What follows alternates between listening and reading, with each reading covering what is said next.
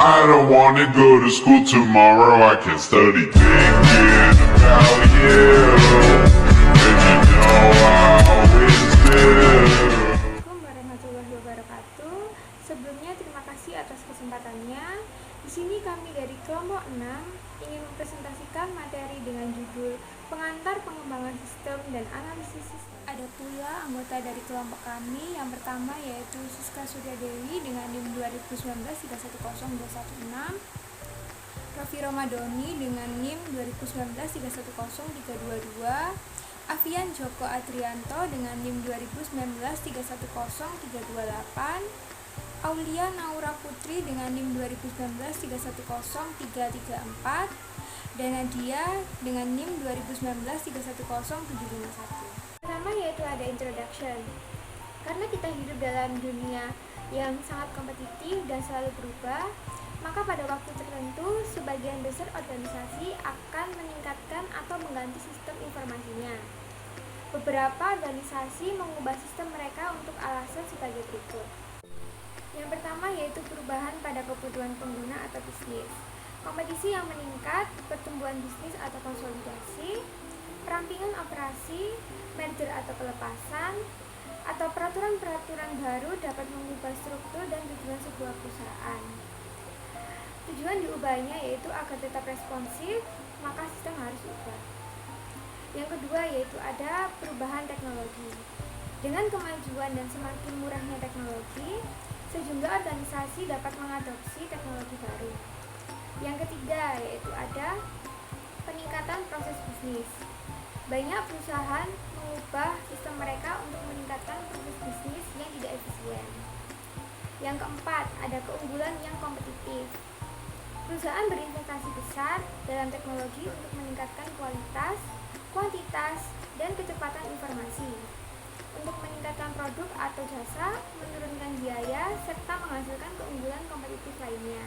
Yang kelima yaitu ada peningkatan produktivitas. Sistem informasi dapat mengotomatisasi tugas-tugas klerikal, mengurangi waktu kinerja tugas, dan menghasilkan pegawai-pegawai dengan pengetahuan yang khusus. Yang keenam, ada integrasi sistem. Organisasi dengan sistem yang tidak sesuai menggabungkannya untuk menghapus ketidaksesuaian untuk memperkuat database. Yang ketujuh, yaitu umur sistem dan kebutuhan penggantian. Semakin menuanya umur sistem dan pembaruan selama berkali-kali menjadikan sistem kurang stabil dan kelamaan perlu untuk diganti. Itu ada siklus hidup pengembangan sistem atau System Development Life Cycle atau disingkat dengan SDLC, yaitu sebuah proses 5 langkah yang digunakan untuk mendesain atau mengimplementasikan sebuah sistem baru. Seperti pada gambar berikut terdapat 5 langkah dalam SDLC, yaitu yang pertama ada analisis sistem. Analisis sistem atau sistem analisis yaitu langkah pertama SDLC, di mana sistem informasi yang diperlukan untuk membeli, mengembangkan, atau memodifikasi sebuah sistem yang dikumpulkan. Yang kedua ada desain konseptual, yaitu langkah SDLC kedua, di mana para analisis memutuskan bagaimana mencapai kebutuhan pengguna, mengidentifikasi dan mengevaluasi alternatif desain, serta mengembangkan spesifikasi mendetail bagi apa yang dicapai sistem tersebut dan bagaimana sistem tersebut dapat dikendalikan. Yang ketiga ada desain fisik, yaitu langkah SDLC ketiga, di mana persyaratan desain konseptual yang luas dan berorientasi pengguna diterjemahkan ke dalam spesifikasi mendetail yang digunakan untuk mengkode atau menguji perangkat lunak, mendesain input atau output, membuat file atau database, dan mengembangkan prosedur serta mengimplementasikan pengendalian. Selanjutnya yaitu ada implementasi dan konversi, yaitu langkah SDLC keempat, di mana perusahaan mempekerjakan dan melatih para pegawai, menguji dan memodifikasi prosedur, menetapkan standar dan pengendalian, melengkapi dokumentasi, berpindah ke sistem baru, dan mendeteksi dan mengoreksi defisiensi desain. Selanjutnya yaitu ada operasi dan pemeliharaan, yaitu langkah kelima SDLC, di mana sistem tersebut secara periodik ditinjau dan modifikasi serta peningkatan yang perlu dibuat. Selanjutnya yaitu ada the players. Sejumlah orang harus bekerja sama untuk mengembangkan dan mengimplementasikan sebuah sistem informasi akuntansi dengan sukses. Yang pertama yaitu ada manajemen.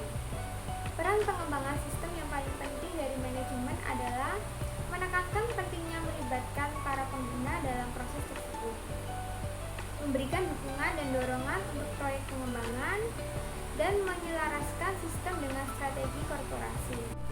Yang kedua ada user atau pengguna.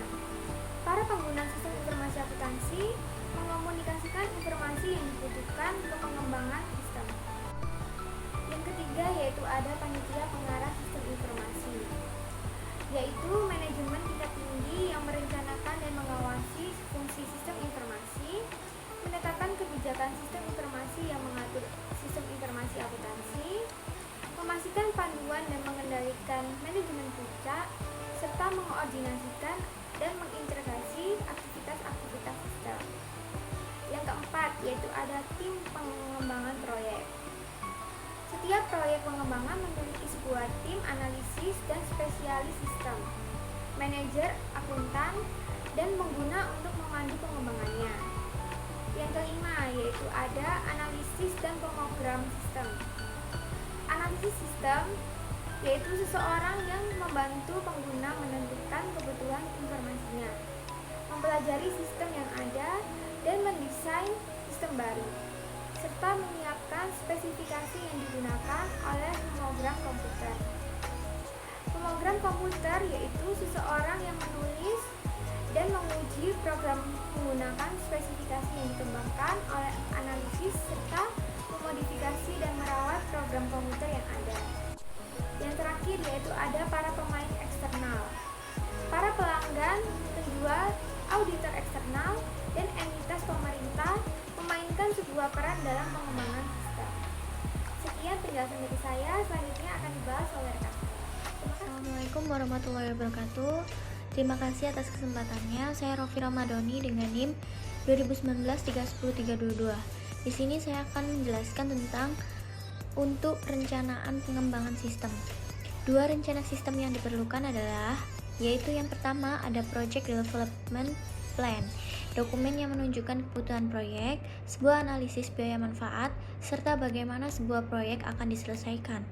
Untuk yang kedua ada Master Plan, rencana yang menjelaskan sistem tersebut akan berisi apa saja, bagaimana sistem akan dikembangkan, siapa yang akan mengembangkannya, bagaimana sumber daya yang dibutuhkan akan diperoleh, status proyek-proyek dalam proses, serta prioritas proyek yang direncanakan dan kriteria prioritas. Adalah gambaran dari tahapan teknik-teknik perencanaan.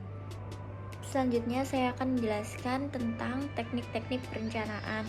Yang pertama ada PERT atau Program Evaluation and Review Technique, sebuah cara untuk merencanakan, mengembangkan, mengkoordinasi, mengendalikan, dan menentukan waktu dari aktivitas-aktivitas pengembangan sistem. Jadi, seluruh aktivitas serta contoh dan hubungan selanjutnya di antara aktivitas tersebut diidentifikasikan dan ditunjukkan pada sebuah diagram PERT atau PERT.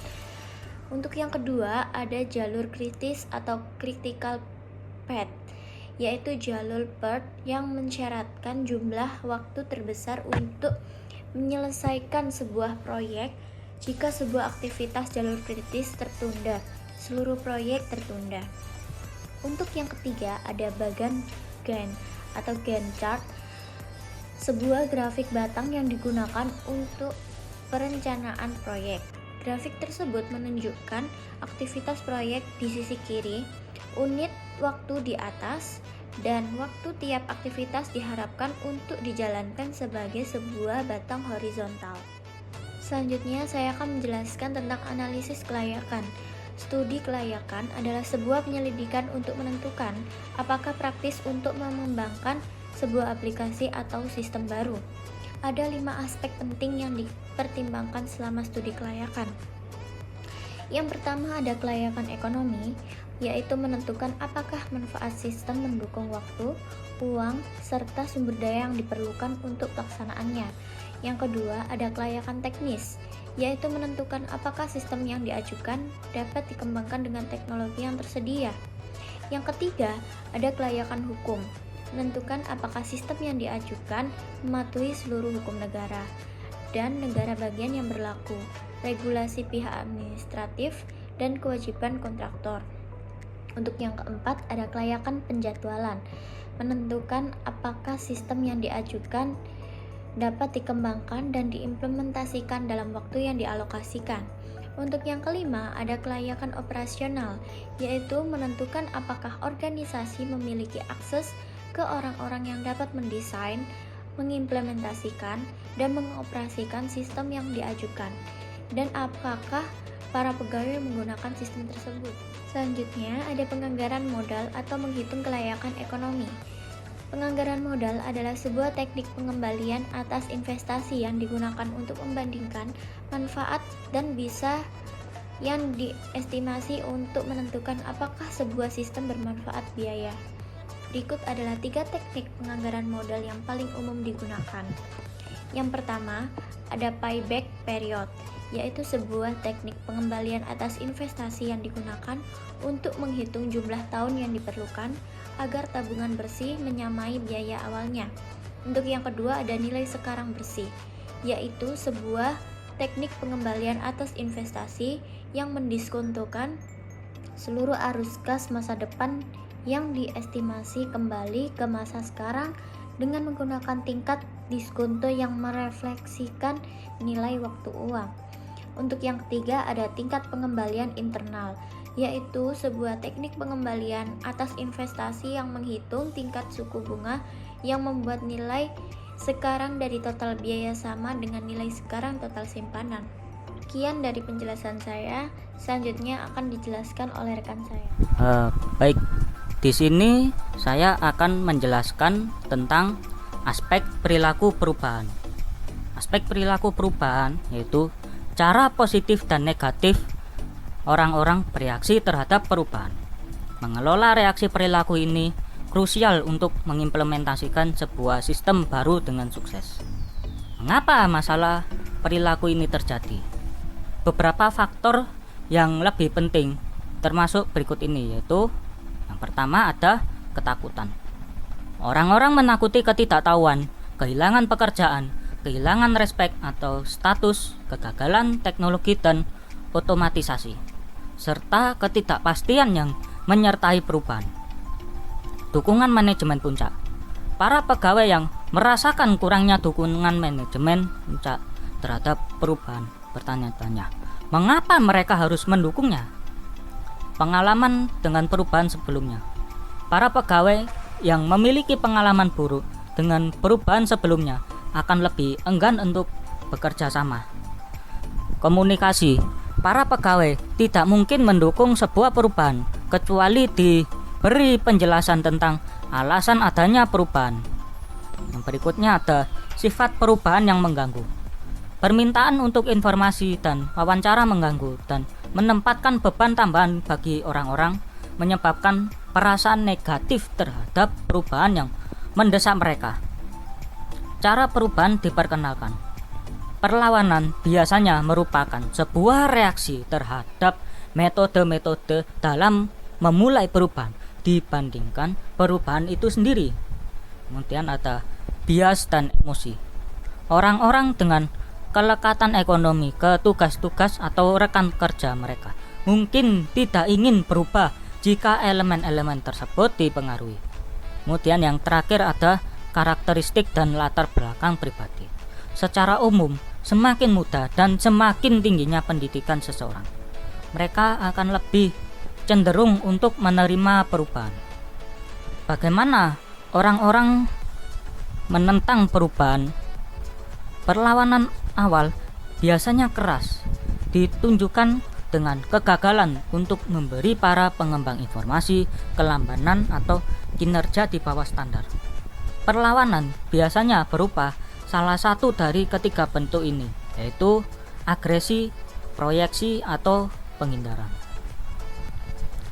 Agresi di sini yaitu perlawanan terhadap perubahan yang dikehendaki untuk menghancurkan, melumpuhkan, atau melemahkan efektivitas sistem, seperti peningkatan tingkat kesalahan, gangguan, atau sabotase yang disengaja. Yang berikutnya ada proyeksi dan penghindaran. Proyeksi di sini yaitu perlawanan terhadap perubahan dengan menyalahkan apapun dan segalanya pada sistem baru, sehingga sistem menjadi kambing hitam atas seluruh masalah dan kesalahan yang benar-benar terjadi atau yang direkayasa. Penghindaran yaitu mengabaikan SIA baru dengan harapan agar masalah sistem akan segera pergi.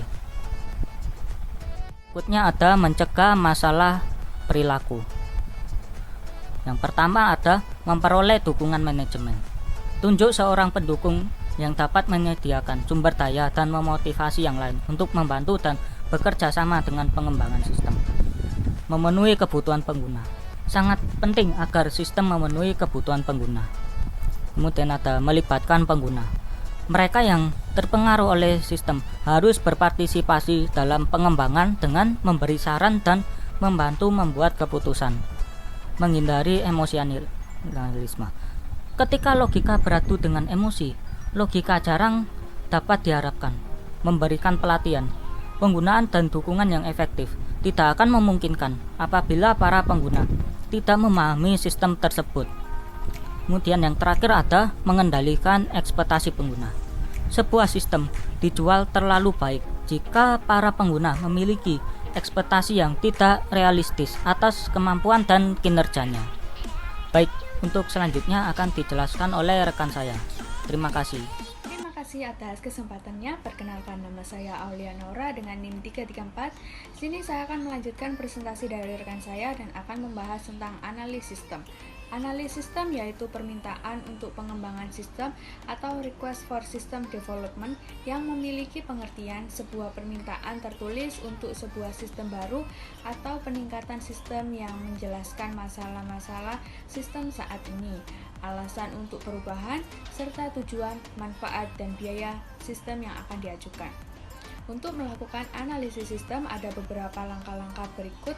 Langkah-langkah dalam analisis sistem yaitu yang pertama penyelidikan awal, yang kedua sistem survei, yang ketiga studi kelayakan, yang keempat kebutuhan informasi dan persyaratan sistem, dan yang terakhir ada laporan analisis. Di sini ada penyelidikan awal atau mengidentifikasi masalah. Mengidentifikasi masalah merupakan langkah pertama yang dilakukan dalam tahap analisis sistem. Masalah atau problem dapat didefinisikan sebagai suatu pertanyaan yang diinginkan untuk dipecahkan. Masalah inilah yang menyebabkan sasaran dari sistem tidak dapat dicapai. Oleh karena itulah, pada tahap analisis sistem, langkah pertama yang harus dilakukan oleh analisis sistem adalah mengidentifikasi terlebih dahulu masalah-masalah yang terjadi. Tugas-tugas yang harus dilakukan adalah sebagai berikut ini. Yang pertama ada mengidentifikasi penyebab masalah, yang kedua mengidentifikasi titik keputusan, dan yang terakhir ada mengidentifikasi personil-personil kunci. Baik, yang selanjutnya ada survei sistem atau memahami kerja sistem. Langkah kedua dari tahap analisis sistem adalah memahami kerja dari sistem yang ada. Langkah ini dapat dilakukan dengan mempelajari secara terperinci bagaimana sistem yang ada beroperasi. Untuk mempelajari operasi dari sistem ini diperlukan data yang dapat diperoleh dengan cara melakukan penelitian. Langkah kedua dari tahap analisis sistem dapat terdiri dari beberapa tugas yang perlu dilakukan, yaitu sebagai berikut. Yang pertama, menentukan jenis penelitian, merencanakan jadwal penelitian, membuat penugasan penelitian, membuat agenda wawancara, dan mengumpulkan hasil penelitian. Untuk tabel berikut ini adalah hasil dari survei sistem atau metode pengumpulan data. Data yang terkumpul yaitu membahas tentang keuntungan dan kerugian. Baik, selanjutnya yaitu studi kelayakan. Analisis kelayakan menentukan kelangsungan proyek. Studi kelayakan adalah suatu studi yang akan digunakan untuk menentukan kemungkinan apakah pengembangan proyek sistem layak diteruskan atau dihentikan. Baik, sekian presentasi dari saya. Selanjutnya akan dilanjutkan oleh rekan. Terima kasih atas kesempatannya. Di sini saya akan melanjutkan presentasi dari rekan saya. Saya akan melanjutkan tentang kebutuhan informasi dan persyaratan sistem. Nah, setelah sistem proyek itu dianggap layak, maka perusahaan mengidentifikasi kebutuhan informasi pengguna dan mendokumentasikan persyaratan sistem. Berikut tabel kemungkinan isi dari persyaratan sistem. Yang pertama ada proses, deskripsikan proses bisnis yang termasuk apa saja yang dilakukan dan oleh siapa. Yang kedua ada elemen data yang berisikan tentang nama, ukuran, format, sumber, dan signifikasi elemen data yang diperlukan. Selanjutnya ada struktur data yang berisi tentang bagaimana elemen-elemen data yang akan diatur ke dalam catatan logika. Yang keempat ada output yang berisikan tentang deskripsi tujuan, frekuensi, dan distribusi output sistem. Yang kelima ada input berisikan tentang deskripsi isi, sumber, dan orang yang bertanggung jawab bagi input sistem. Selanjutnya ada dokumentasi di mana sistem baru dan tiap subsistem itu harus beroperasi. Yang selanjutnya ada kendala, yaitu berisikan tentang tenggat waktu, jadwal, persyaratan keamanan, keterbatasan penentuan staf, dan persyaratan atau peraturan menurut undang-undang. Selanjutnya ada pengendalian. Di sini pengendalian ini harus memastikan bahwa ketepatan dan keterandalan input, output, dan pemrosesan. Dan yang terakhir ada reorganisasi, di mana diperlukan untuk memenuhi kebutuhan informasi pengguna seperti peningkat-tingkat staf dan menambah fungsi pekerjaan baru. Nah, selanjutnya ada tabel tujuan SIA. Yang pertama ada kegunaan, di mana output informasi harus membantu manajemen dan para pengguna dalam membuat keputusan. Yang kedua ada ekonomi, manfaat ini harus melebihi biaya. Yang ketiga ada keterandalan, di mana sistem harus mengolah data secara akurat dan lengkap. Yang keempat ada ketersediaan, di mana para pengguna ini dapat mengakses sistem dengan nyaman. Yang keempat tepat waktu, di mana informasi krusial dihasilkan lebih awal dan hal-hal yang kurang penting dihasilkan jika dibutuhkan. Selanjutnya ada layanan pelanggan, di mana layanan pelanggan ini harus bersifat sopan dan efisien. Selanjutnya ada kapasitas. Di sini kapasitas sistem harus cukup untuk menangani periode operasi puncak dan pertumbuhan yang akan datang. Yang selanjutnya ada kemudahan penggunaan, di mana sistem ini harus familiar bagi pengguna. Selanjutnya ada fleksibilitas, di mana sistem harus mampu mengakomodasi perubahan persyaratan yang masuk akal. Yang selanjutnya ada kemudahan dikendalikan, di mana sistem ini harus mudah dipahami serta mempermudah penyelesaian masalah dan pengembangan yang ada di masa depan. Terus ada dapat diaudit, di mana kemampuan sistem itu untuk diaudit dibangun dari awal. Dan yang terakhir ada keamanan, di mana hanya para pengguna yang diotorisasi yang dapat diberikan akses atau izin untuk mengubah data sistem. Berikut 4 strategi yang dibutuhkan dalam menentukan persyaratan SIA. Yang pertama ada tanya para pengguna apa yang mereka butuhkan. Ini adalah strategi yang paling sederhana dan paling cepat, namun banyak orang yang tidak memahami kebutuhan waktu mereka. Yang kedua, menganalisis sistem eksternal. Nah, jika sebuah solusi itu sudah ada, maka jangan menghabiskan banyak waktu dan upaya untuk membuat sesuatu yang sudah ada. Yang ketiga, memeriksa sistem yang ada. Dan yang keempat, buat sebuah prototype atau prototipe. Nah, selanjutnya ada laporan analisis sistem. Laporan analisis sistem merupakan laporan komprehensif yang berisikan tentang rangkuman analisis sistem yang mendokumentasikan temuan-temuan aktivitas analisis. Nah, baik, sekian presentasi dari kelompok 6. Lebih kurangnya mohon maaf. Apabila rekan-rekan yang ingin bertanya, silakan langsung bertanya. Sekian dari kelompok 6. Wassalamualaikum warahmatullahi wabarakatuh.